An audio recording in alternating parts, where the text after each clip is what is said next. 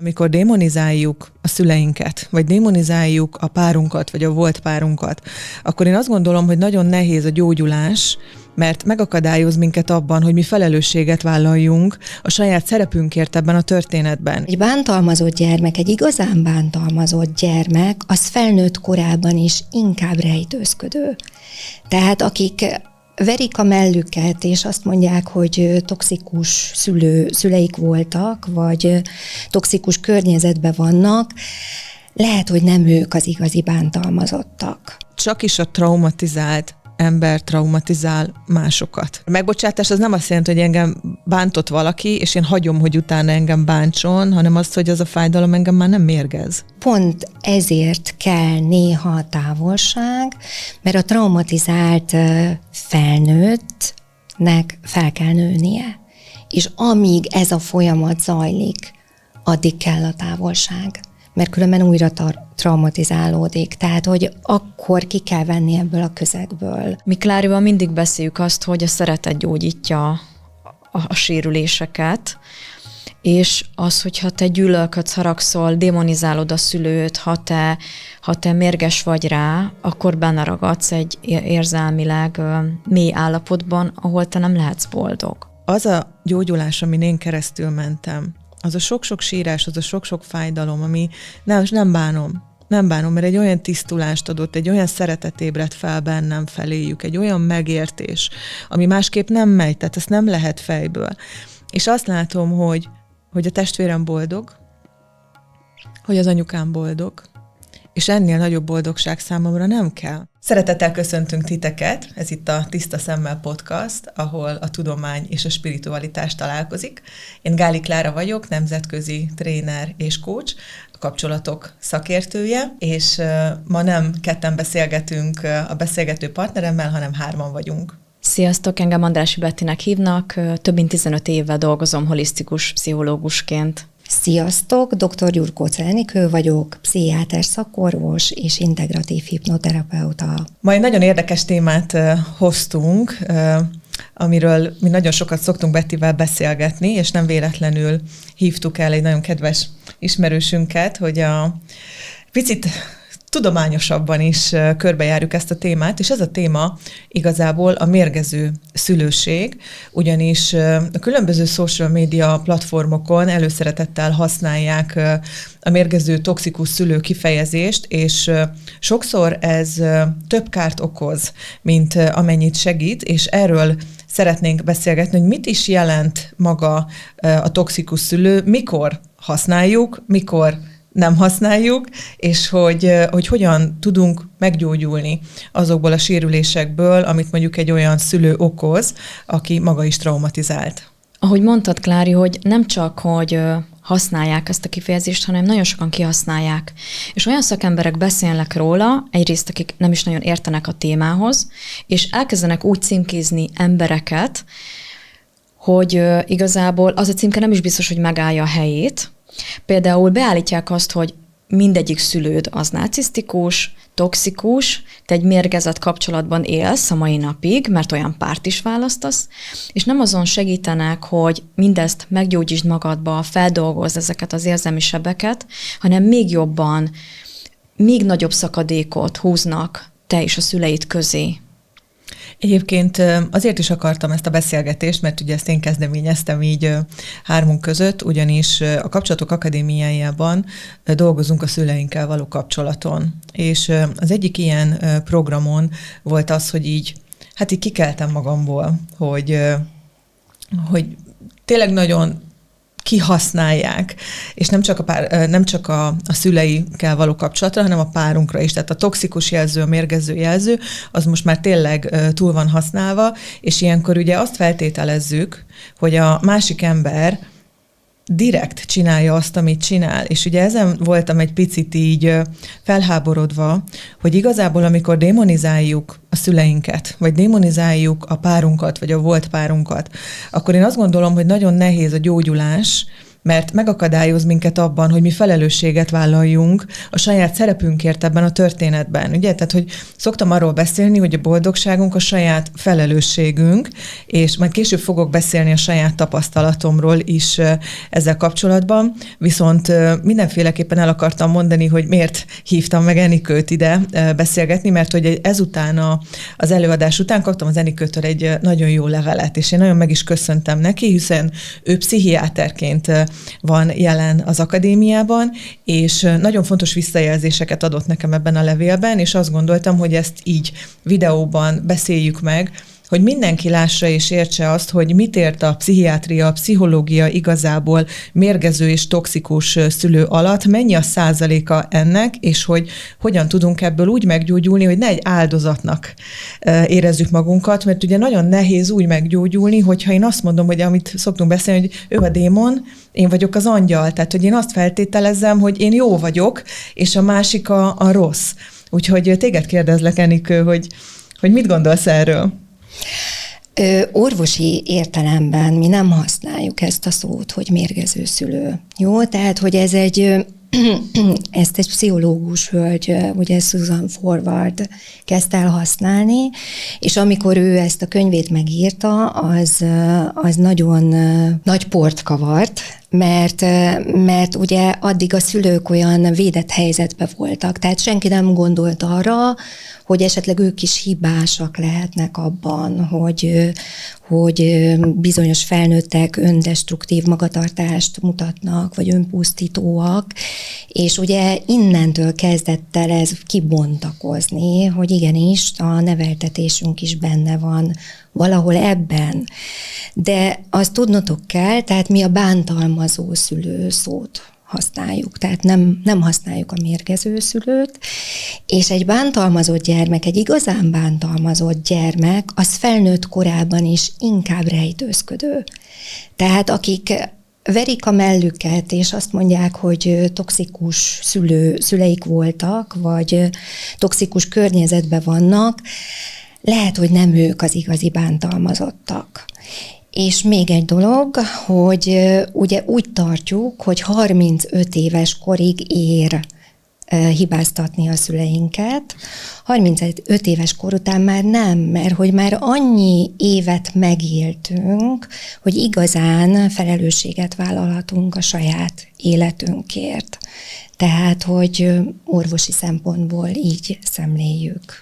Igen, meg a másik, ami a pszichológiában igazából én a traumatizáló szót szoktam használni, de ilyen értelemben mindenki traumatizáló, meg mindenki traumatizált, és szerintem nagyon átértékelődnek a dolgok, amikor saját gyereke lesz valakinek, és akár kvázi elköveti azokat a hibákat, amiket vele a szülei, viszont meglátja a másik oldalt is, hogy a legjobb szándékom ellenére se tudom mindig jól csinálni, illetve ott van a gyerek személyisége, ami bennem is kivált dolgokat. Tehát, és nagyon sokan azt gondolják, hogy az a trauma, az a seb, az a bántalmazás, ami veled megtörténik. De valójában, hogyha téged mondjuk bántalmaz, akár fizikálisan az apád, de ott van egy védelmező anya, aki akár ezt megmagyarázza, megvéd, megakadályozza, kivon ebből a környezetből, az nem lesz olyan mély trauma, mint amit gondolnánk, hogy ez önmagában így ez megtörténik. Viszont én a praxisomban, ugye én is több mint 15 éve 1/1-ben nagyon-nagyon sok emberrel dolgoztam, és nagyon sokszor a bántalmazóbb szülő az a nem védelmező szülő. Hisz a gyerek nagyon hamar megtanulja és leszűri az egyik szülőről, hogy ő ilyen. És meg is tanulja, hogy ez így szokott viselkedni, tehát következetesen akár bánt engem fizikálisan vagy verbálisan.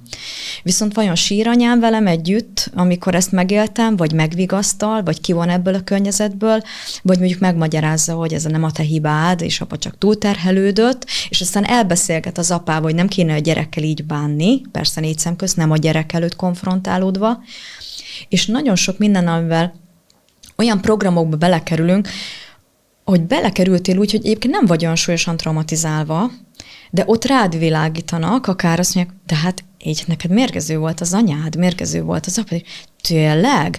És onnantól kezdve teljesen máshogy látod a gyerekkorodat, akár újra értelmezel dolgokat, belelátsz olyanokba is, amik egyébként nem is voltak, nem látod a védelmező szülőt, akár a másik oldalról.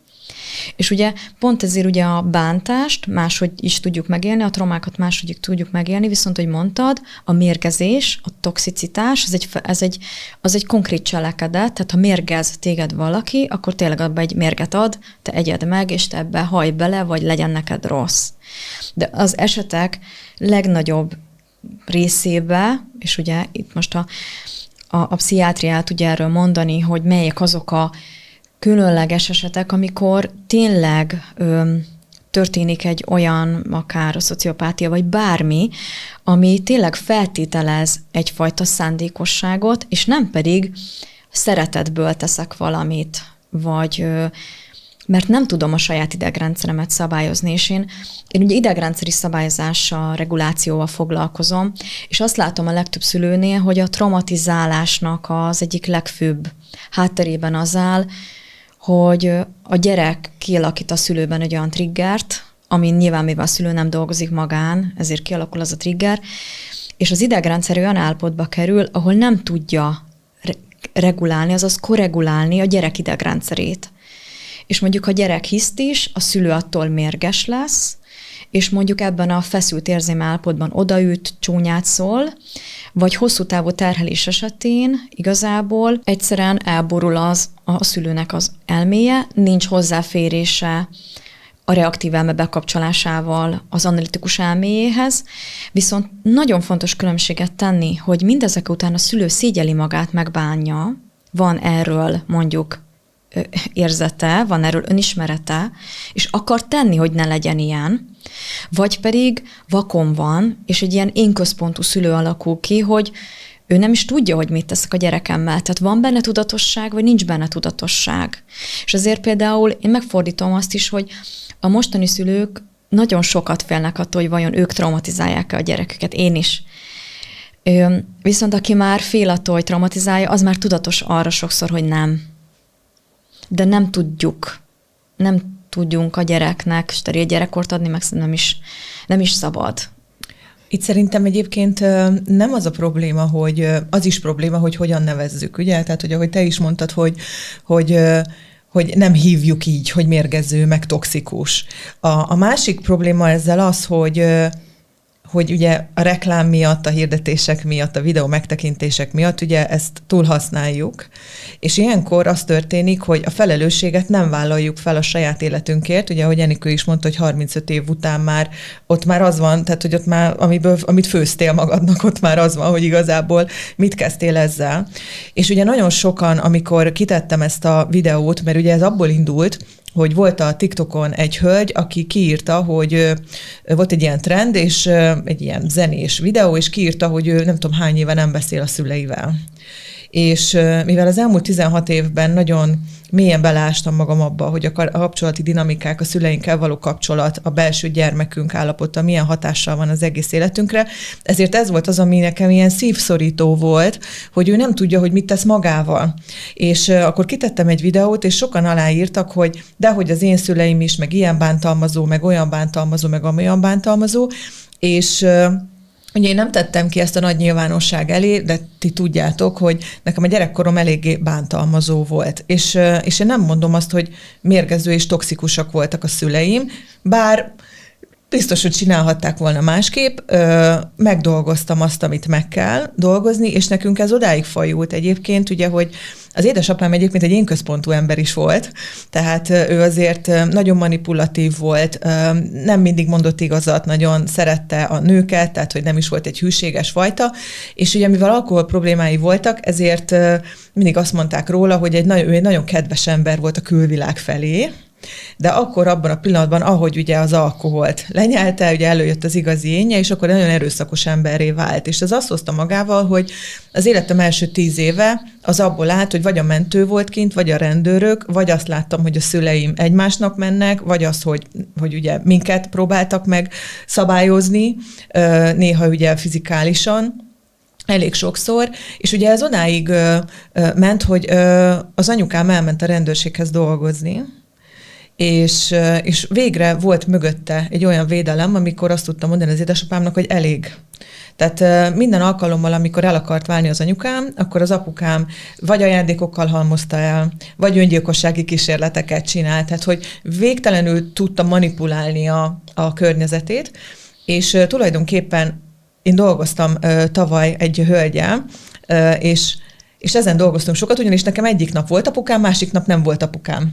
Tehát, hogy 10 éves koromban egyik nap még apukám ott volt, azt mondta, hogy kislányom, ne aggódj, én mindig itt leszek neked, és a következő nap pedig már nem jött haza, mert anyukám lecserélte az árat. És ugye itt jött az a trauma, hogy ami velem maradt sok éven keresztül, hogy miért féltem mindig attól, hogyha valaki nem jelentkezik, ha valaki nem reagál azonnal, akkor engem el fog hagyni. És ebben a gyógyulási folyamatban egy nagyon érdekes dolog történt, és itt a védelmező szülőről jutott eszembe, hogy én nagyon sokáig azt gondoltam, hogy engem az anyukám becsapott, mert én erre semmilyen módon nem voltam felkészülve, hogy ez az eset meg fog történni. Tehát nekem ott alapvetően a bizalmam ugye megrendült mind a két szülőmben. Mert az egyik becsapott, a másik meg elhagyott. És ugye egy nagyon erős kötődési probléma jött ki, amit hál' Istennek tavaly sikerült végre letenni, nagyon sok év után. És ugye idáig is visszamenve az, hogy belementünk egy folyamatba, és ebben a folyamatban láttam azt, hogy az anyukám miért nem mondta el nekem. És az anyukám azért nem mondta el nekem, mert tudta azt, hogy az apukám annyira tudott manipulálni, hogy minden információt kiszedett belőlem. Tehát, hogyha elmondja nekem ezt az információt, akkor soha nem tud minket biztonságba helyezni. És ebben a folyamatban értettem meg azt, hogy anya ezt a mi védelmünkért csinálta. Okay. És hogy ő így védett, és képzeljétek el, hogy utána felhívtam másnap, mert ugye annyira megérintett ez a történet, és azt mondta, hogy hát a kislányom, mindent elmondtál az apádnak. És hogy gyerekkoromban ugye borzasztóan manipulált engem is az apukám, és ugye ez nagyon sokáig rányomta a bélyegét az anyukámmal való kapcsolatomra is, csak hogy és visszatérve a felelősségre. Csak hogy én amikor rájöttem arra 27-28 éves koromban, hogy kizártam az anyámat az életemből, kizártam az apámat az életemből, kizártam a testvéreimet az életemből, és hiába volt meg külsőleg minden, a karrierem, lakás, autó, párkapcsolat, minden, egészen egyszerűen azt éreztem, hogy halott vagyok belül.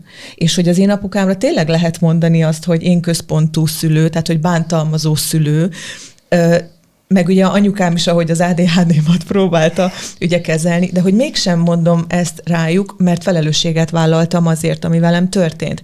És nem az én életem végéig, hanem apukám élete végéig én azon dolgoztam, hogy meg tudjak neki bocsátani. És az a durva, hogy az apukám az utolsó pillanatban sem mondott nekem igazat, amikor utoljára találkoztunk. És én meg tudtam neki bocsátani azt, hogy ő ilyen, és amikor ültünk egy asztalnál, én nem láttam mást, csak azt, hogy egy 82 éves test be van zárva, egy 6 éves kisfiú, ugye korábbi adásokban beszéltem erről, akit minden nap megvert az anyukája.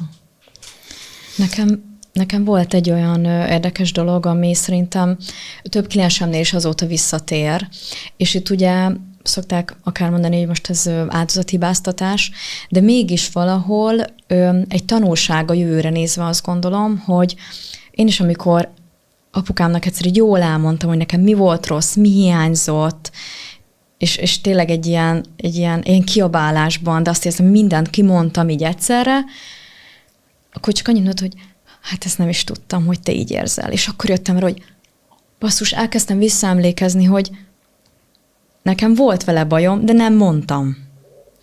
Vagy én szerettem volna valamit, de nem kértem.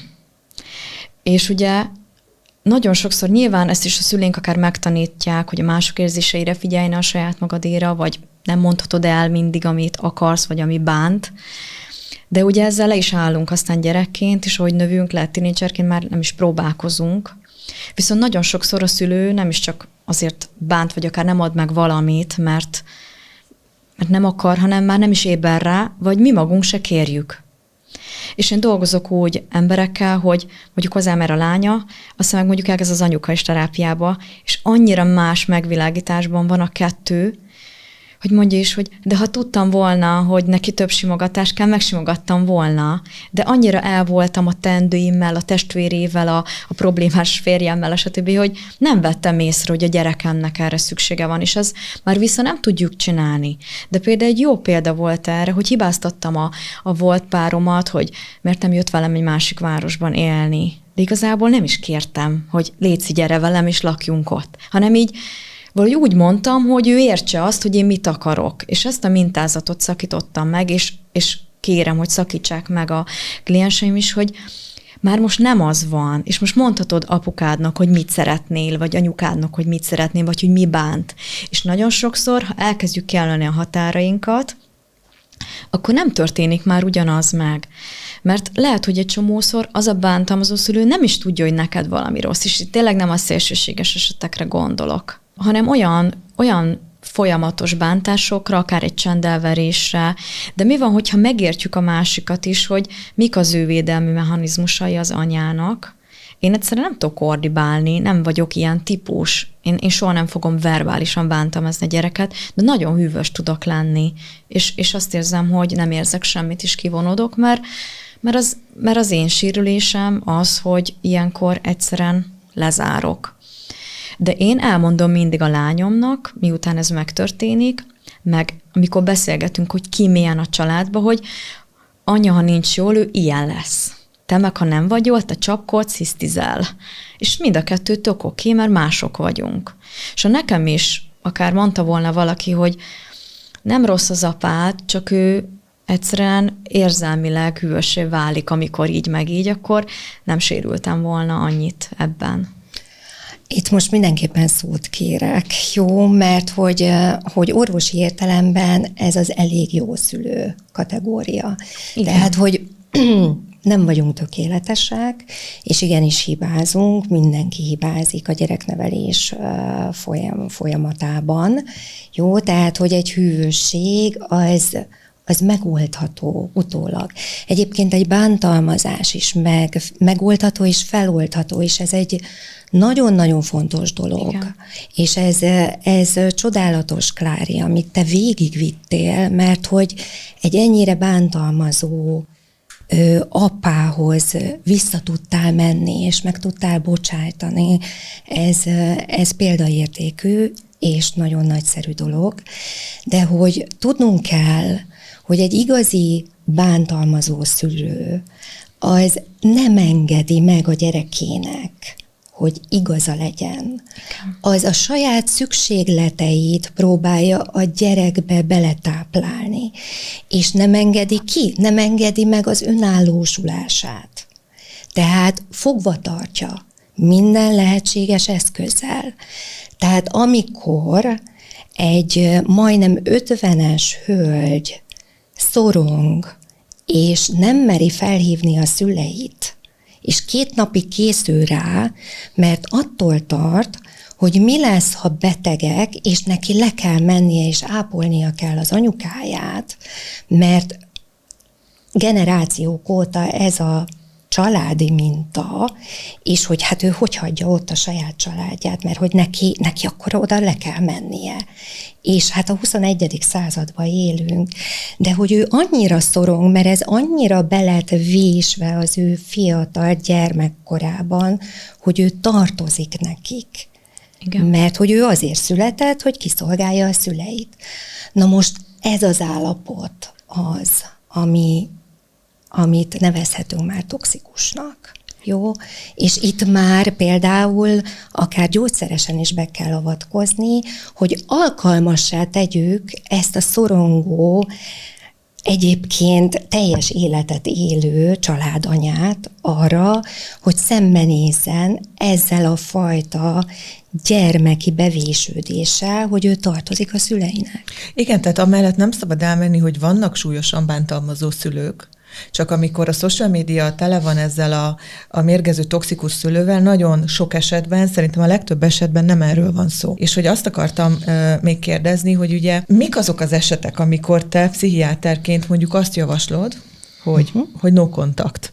Mert hogy ugye nagyon sokan, és itt most a narcizásra mennék rá, tehát hogy ugye ez most ilyen nagyon felkapott téma, És egyrészt itt 2 dolgot szeretnék mondani. Az egyik az, hogy az egyik pszichológus hölgy azt mondta, hogy nem diagnosztizálhatunk más embert, sem az engedélye nélkül, sem úgy, hogy nincs jelen.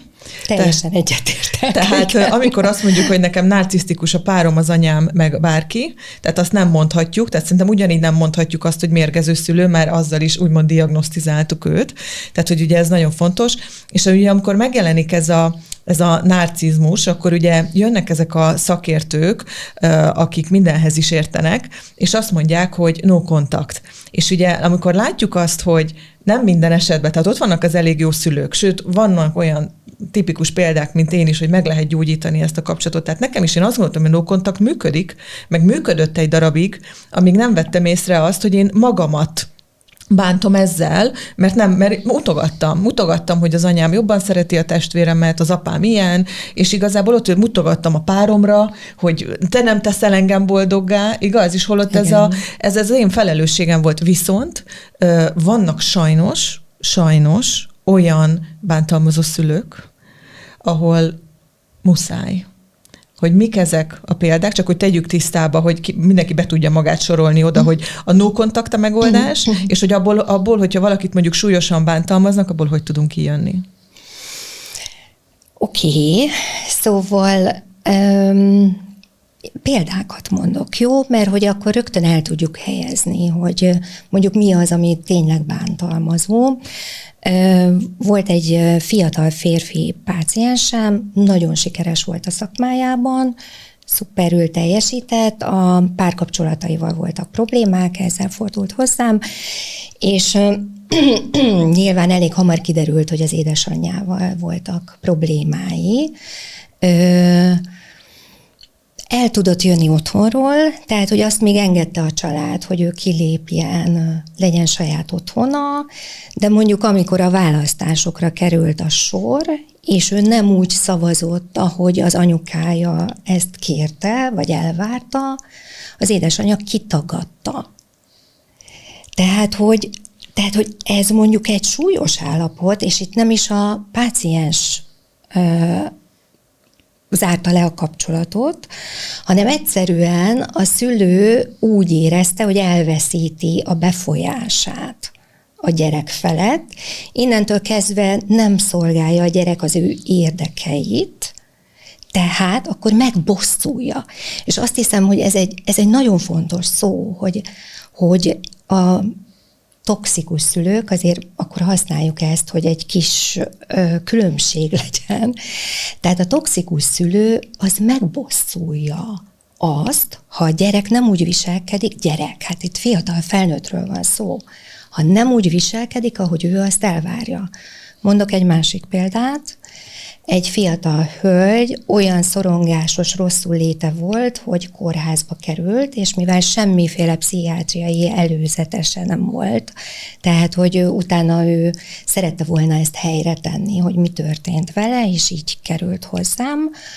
Annyi történt, képzeljétek el, hogy neki is már gyerekei voltak, férje, és az apukája nem tudom, 2 havonta meglátogatta őket, mindig vasárnap, és mindig délben, és vasárnap délben neki rántott húst és nem tudom, rizst kellett készítenie, mert az apukája csak délben, és csak vasárnap, és csak akkor ette meg a rántott húst és a rizst, és hát pont vasárnap beteg lett az egyik gyerek, és el kellett vinni orvoshoz. Későn ért haza, nem tudta délre elkészíteni a rántott húst és a rizst, és a papa olyan szinten orrolt meg, és olyan szinten sértődött meg, ugye kivonult a lány otthonából, a fiatal asszony otthonából, és egy olyan levelet írt, amiben őt becsmérelte, tehát kifejezte, hogy nem engedelmeskedik neki, hogy őt megalázta, és hogy soha többet nem akar vele szóba állni. Tehát gyakorlatilag az történt, hogy nem kapott ebédet. Na most A kis hölgy annyira szeretett volna megfelelni az apukájának, miközben érezte, hogy ez így valahogy nem stimmel, és gyakorlatilag fél év terápia csak arról szólt, hogy ő mondhat nemet. Tehát, hogy gyakorlatilag annyira beléjük vésik a szülők ezt a vak engedelmességet, hogy igazából mire ők ezt felfedezik, hogy ők bántalmazottak. Tehát ezért mondom azt, hogy az igazi bántalmazott fiatalok nem tudják magukról egy csomó ideig, hogy ők bántalmazottak. És hogy nagyon komoly terápia kell hozzá, tehát nem elég egy TikTok videó, hogy rádöbbenjen arra, hogy ő bántalmazott. Hogy hogyan húzunk határokat így a mérgező van, szülővel szemben. Hát igen, az komoly terápia. Igen, itt jön be, hogy ugye ezek a szülők, azt gondolom, hogy egy infantilizáló szülők, amiben a gyerek mindig gyerek marad, és mindig nálam alacsonyabb rangú. Tehát nem egyenrangú a gyerek, nem egyen családtag, hanem abszolút te vagy értem. És egy én központúság, nem egy családközpontúság, ahol minden családtag egyformán értékes. Én azt tapasztaltam a saját munkámban, hogy nem is sokszor arról szól, hogy milyen volt a szülő, hanem ha elkezdünk ebbe gyógyulni, és mi magunk felnövesszük magunkat, mi magunk felnövünk, oldjuk a traumáinkat, akkor egy másfajta hozzáállást tudunk már a szülő felé mutatni, és nem is kell teljesen megszakítani a kapcsolatot. Most van egy ilyen hölgy, 70 éves, és a 90 éves apjával van hasonló sztoriba. De sokat dolgoztunk, és annyira szépen rájött dolgokra is jött kifelé, hogy elkezdett máshogy viselkedni az apukájával, és mondják, hogy az öreg ember már nem változik, de egyébként mert ő nem értette először, hogy a lánya miért viselkedik így, és mondja, hogy jól van, akkor többet nem is kell, gyere. Tehát megvolt ez a megbüntetlek, és mondta neki, hogy de én akkor is jövök, mert szeretlek. És az apa így szétcsúszott ettől, és tört nála valami, és elkezdett gyógyulni a kapcsolatuk. Tehát, hogy én azt gondolom, hogy sokszor azért se tisztel minket a szülő, mert ugye gyereknek néz, és a gyereket se tisztelte bennünk, és a felnőttet nem tudja tisztelni, mert nem látja bennünk a felnőttet, viszont magunkban se tudjuk a felnőttet tisztelni és szeretni, és ha magunkban meglátjuk a felnőttet, mert ezen dolgozunk, és ezt gyógyítjuk, akkor a szülő is elkezd máshogy viszonyulni hozzánk. Ha pedig nem tud máshogy viszonyulni hozzánk, attól mi mégis tudunk máshogy viszonyulni, max ugyanúgy, amennyit tudunk, megteszünk érte, és szoktam mondani, jó, de nem megyek haza a pofonért, de egyébként az a pofon már nem fog annyira fájni neked, mert nem lesz triggerpont. Egyszerűen így, ez szerintem, aki végigment egy ilyen terápiás folyamat, az saját magába érezte ezt a változást, hogy nem húz már azzal be, hogy akkor ír egy ilyen levelet, mert már bennem megváltozott valami. És ugye itt nem csak a szülő oldalról kell beszélni erről, hanem aki ezt meg tudja gyógyítani. És az nem a szülő lesz. Ezért mondtam egyébként azt, hogy maga a felelősségvállalás, tehát amikor ugye én felnőtt leszek, ugye 35, ez nagyon tetszik egyébként, hogy amikor felnőtt leszek, akkor tudok felelősséget vállalni önmagamért, tehát felnőtt leszek. Tehát akkor, hogyha én felnőtt leszek, akkor ki tudom alakítani azokat a határaimat, de nem az a határ, és most itt ugye arról beszélünk, aki mondjuk bántalmazó szülő, hogy most én holnaptól nem veszem fel neki soha a telefont. Hanem az a határ, hogy én tudom a határaimat, hogy én elkezdem magam gyógyítani. Én a házhoz mentem a pofonért. Tehát, hogy én például, nekünk 11 órakor kellett ebédelni. Minden nap. Tehát én itt akkorákat mosolyogtam, mert leírtad az apukámat. Tehát, hogy nekem olyan szabályoknak kellett megfelelni, és akárhol voltam, haza kellett mennem, amikor vidéken voltam, este a vacsorára, akárhol voltam, félbe kellett szakítanom azt, ahol voltam, és hogyha én buliztam éjjel, akkor is nekem 11-kor ott kellett ülni az ebédlőasztalnál. Tehát, hogy tipikusan. És amikor én rájöttem arra, hogy az egész életem függ attól, hogy én megbocsátok-e a szüleimnek, vagy sem, akkor én házhoz mentem a pofonért. Ugye anyukámmal 2 évig nem beszéltem, azért volt szurkálódás, amikor én ott megjelentem, bírtam, Én akkor is azt mondtam, hogy akkor is az anyám vagy, akkor is szeretlek, akkor is meg akarom gyógyítani, és hál' Istennek ő sokkal könnyebbnek bizonyult. Az édesapámmal ugye én soha nem vártam azt, hogy ő változzon meg. Anyukám mindig azt mondta, és ezt a mai napig mondja, hogy te apádnak semmit nem köszönhetsz. És hogyha ezt most így papírra véssük azt, hogy akkor én most mit kaptam az apukámtól, vagy mit nem, de azt mondtam, hogy én keresek egy pontot, amiért én hálás lehetek, ami engem visz a megbocsátás útján. És én ugye ezért beszélek a megbocsátásról, és ezért szoktam hideget, meleget kapni, így a social médián, mert én azt mondtam, hogy én hálás vagyok az apukámnak az életemért. Mert lehet, hogy semmit nem kaptam. Igen. Viszont, hogyha ő nincs, és hogyha ő nem jön össze az anyukámmal, nem házasodnak össze, nincs köztük az a szerelem, akkor én már nem vagyok. És igazából ugye Tony Robbinsnak van egy nagyon jó metódusa, hogyha valakit hibáztatsz, akkor a rosszért, akkor hibáztasd a jóért is. Uh-huh. És ugye ilyenkor én azt szoktam mondani, hogy igazából te nem érnéd túl a gyerekkorodat, hogyha nem gondoskodnának róla. Tehát, hogyha neked tényleg annyira mérgező és bántalmazók voltak a szüleid, akkor te nem élnél. De volt valaki, aki megetetett, volt valaki, aki kicserélte a pelust, lehetséges, hogy érzelmileg nem volt elérhető a számodra, lehet, hogy fizikailag épp, hogy az igényeidet kielégítette, de túlélted. És én ezért szoktam azt mondani, hogy én már ezért hálás vagyok neki, és valahogy akitől elégzést tanultam, ő mondta egyszer, hogy vannak olyan szülők, akiknek az a szerepük csak, hogy te a világra jöjj. És amikor én ezt így elfogadtam, és azt mondtam, hogy de apukámnak ennyi volt a szerepe, és nem vártam el tőle, hogy olyan szerepekbe álljon bele, amiben nem tudott beleállni. Akkor azt mondtam, hogy én vagyok a felelős, és képzeljétek el, hogy az utolsó 2 évében egyedül maradt. Meghalt az élettársa.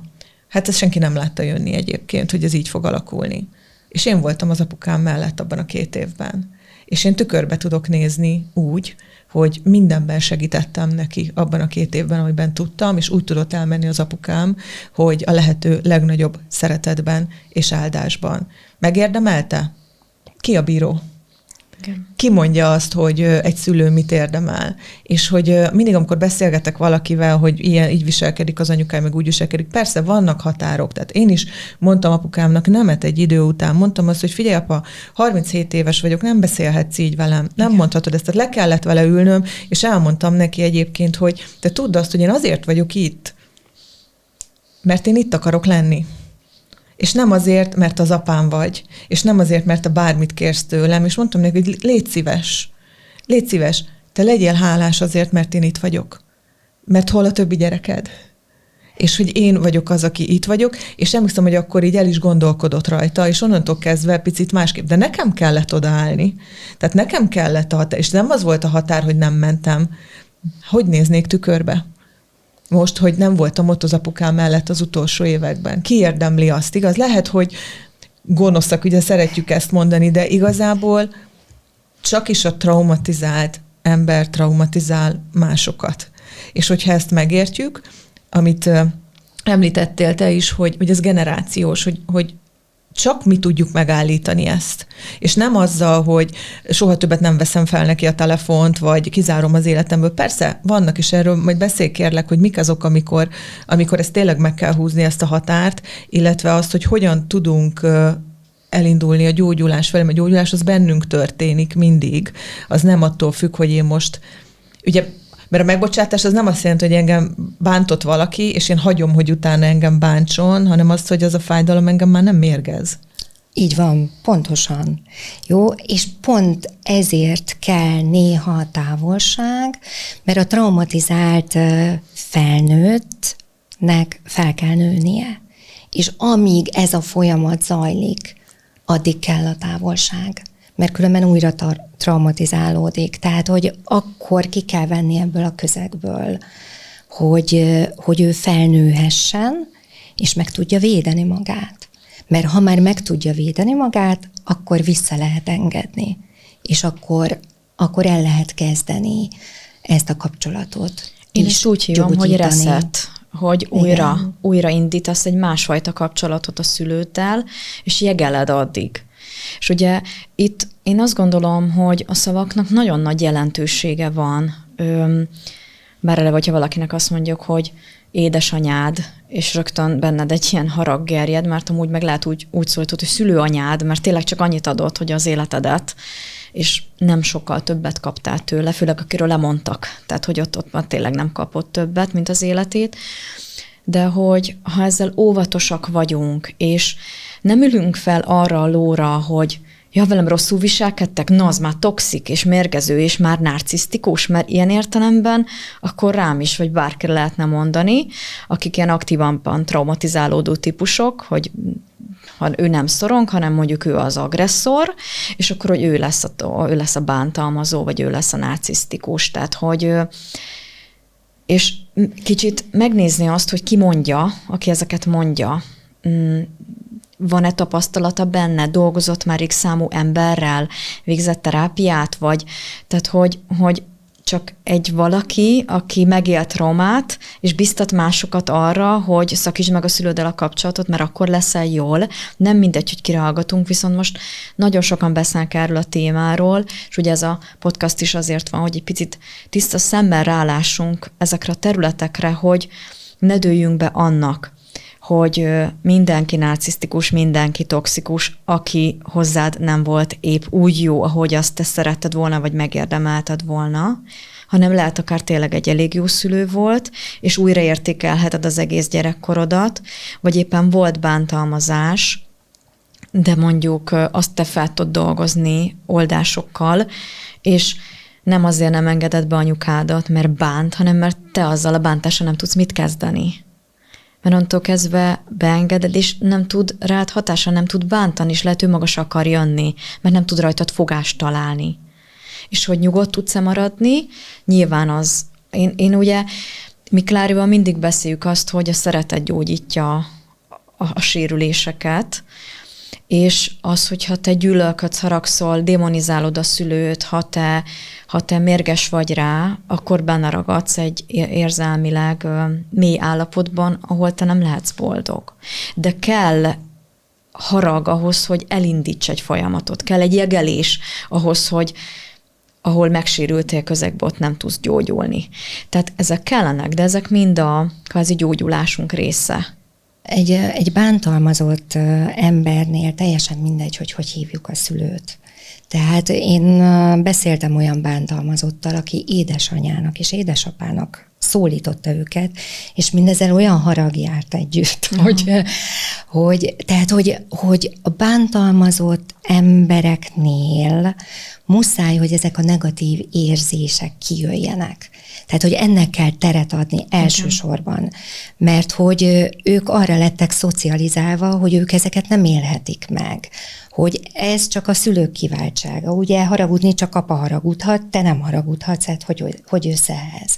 Na most, amikor ezek így kijönnek belőlük, tehát nekem volt olyan páciensem, aki egy ültébe 36 oldalt írt az apukájának, hogy ennyi sértettség érte, és akkor ez még bővült utána, tehát, hogy ez az egy ültében 36 oldalt írt, amikor erre engedélyt kapott, sőt, hát a terápiának ez része, hogy ezeket az indulatokat, ezt a dühöt, ezt a szomorúságot és elkeseredettséget ő ki tudja magából adni.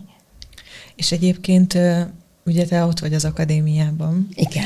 És ugye a Kapcsolatok Akadémiájának van egy olyan módszere, egy olyan módszertana, az érzelmi transformáció, ami arról szól, hogy megengedjük magunknak ezeket az érzéseket.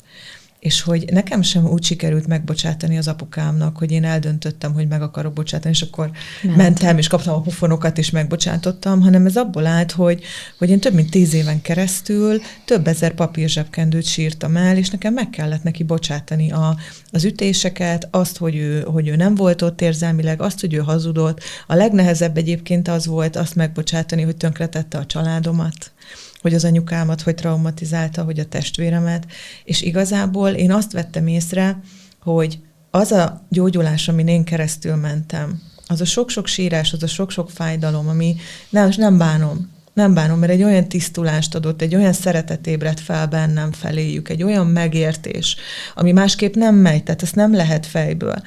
És azt látom, hogy a testvérem boldog, hogy az anyukám boldog, És ennél nagyobb boldogság számomra nem kell. Mert én megdolgoztam magam, és azt érzem, hogy ez ott is működött. Tehát, hogy ahogy én megváltoztam, ő is megváltozott. És ugye anyukámmal nagyon viharos volt a kapcsolatunk.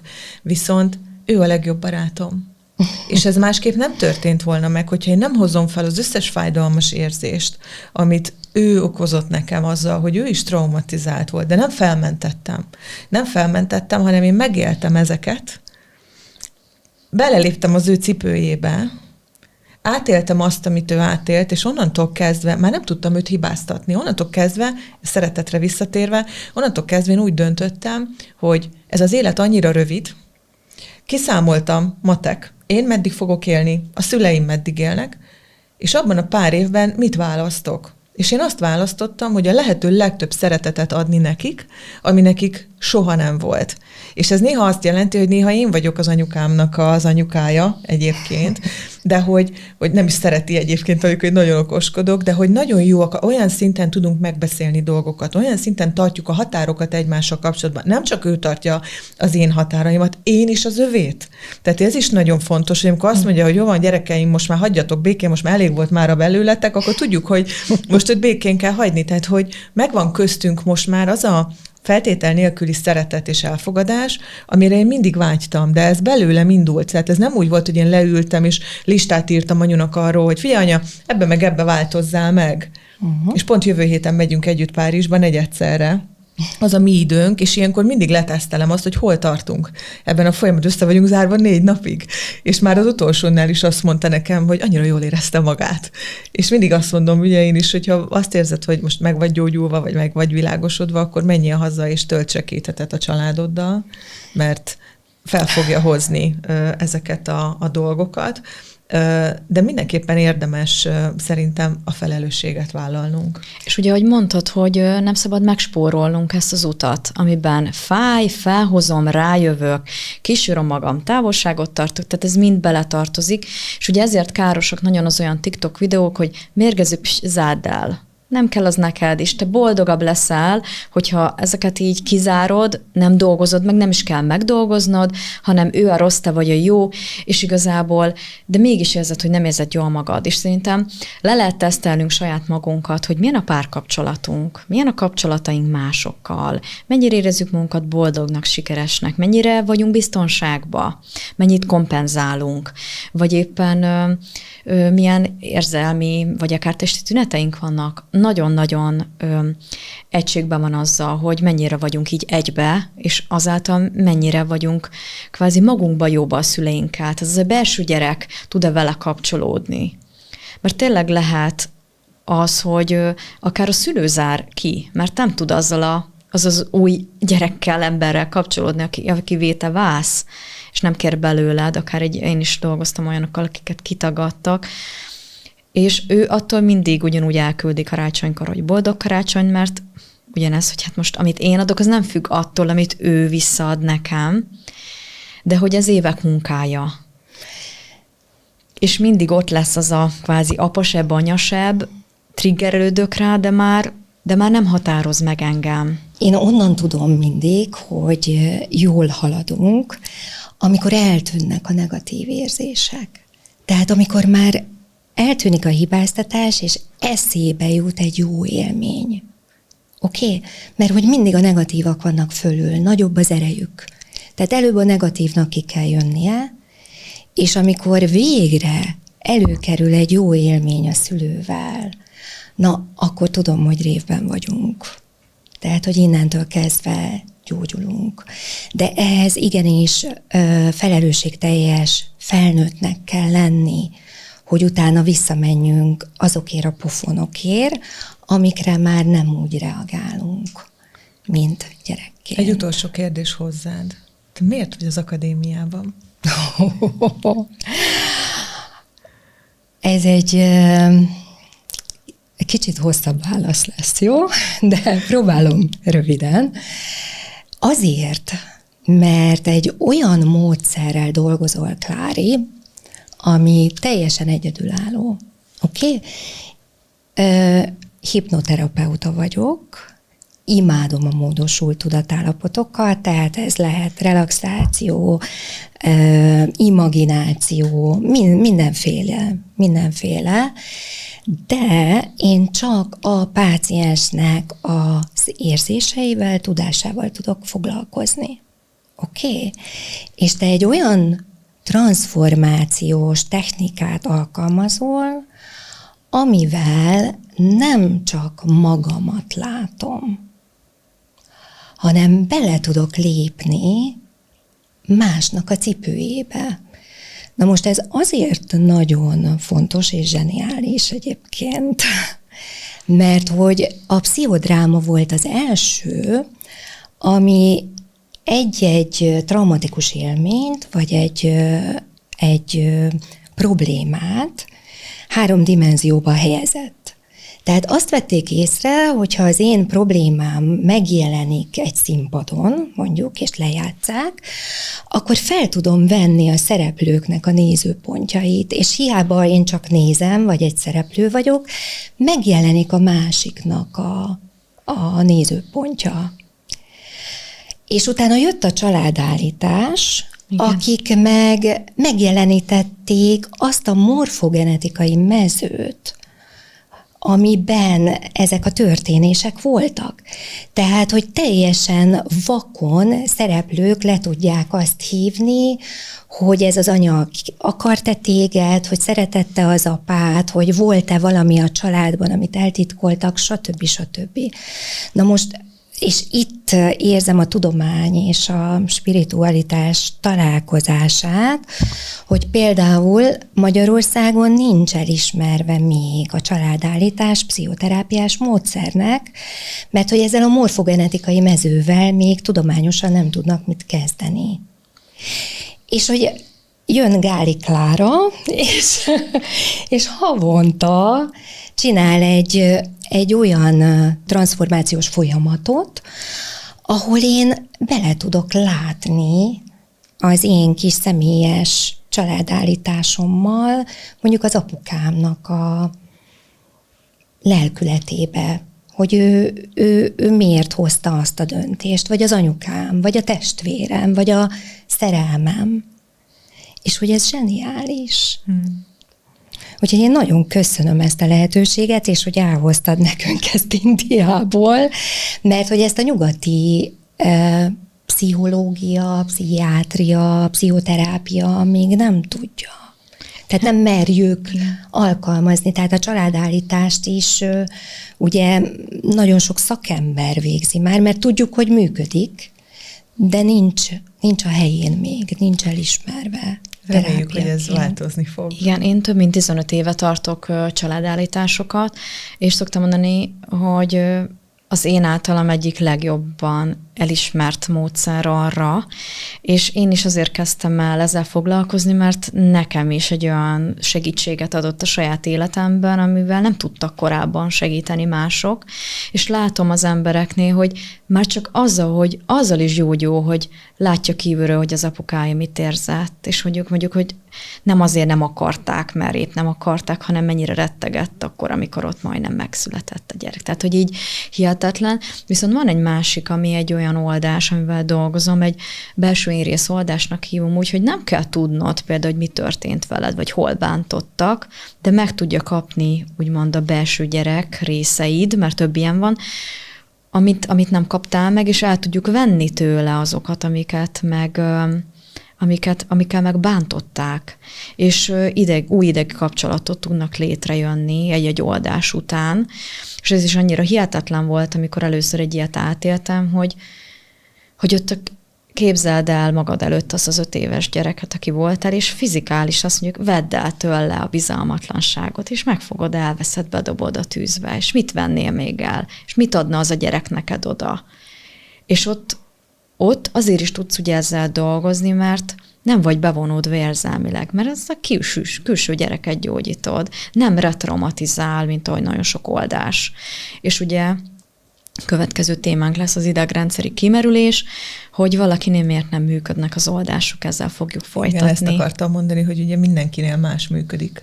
Igen. És ugye arról is beszéltünk, hogy az akadémia sem való mindenkinek, tehát hogy meg kell találni azt, hogy ki milyen szinten van, és kinek mi jön be, mert sosem a módszerrel van a baj, hanem erről is lesz egy külön epizódunk a szakemberről.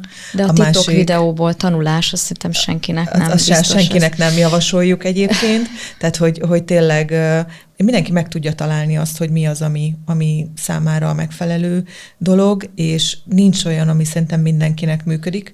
Az indiai mesterem azt mondta, hogy nagyon-nagyon sok út vezet a megszabadulásig. Az, amivel mi foglalkozunk az akadémián, az a hardcore verzió. Azt mondta, hogy az a leggyorsabb út, amikor együtt maradsz az érzéssel, de nem mindenki kész rá.